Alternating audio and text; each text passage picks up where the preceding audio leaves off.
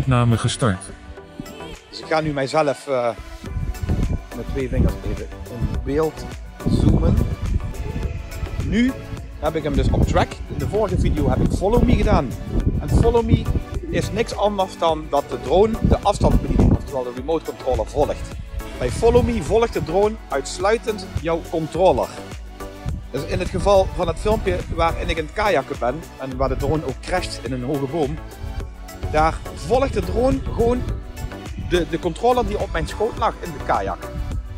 Dus stel je voor dat ik die controller gewoon aan iemand anders zou geven en ik roei zelf verder, ja, dan volgt die dus mij niet meer, maar die andere persoon. Dat is eigenlijk het principe, zo moet je het zien. Je kunt daarmee dan ook minder nauwkeurig jezelf in beeld blijven houden. Dan moet je wat meer hoogte gebruiken. En bij tracking kan dat allemaal een stuk makkelijker.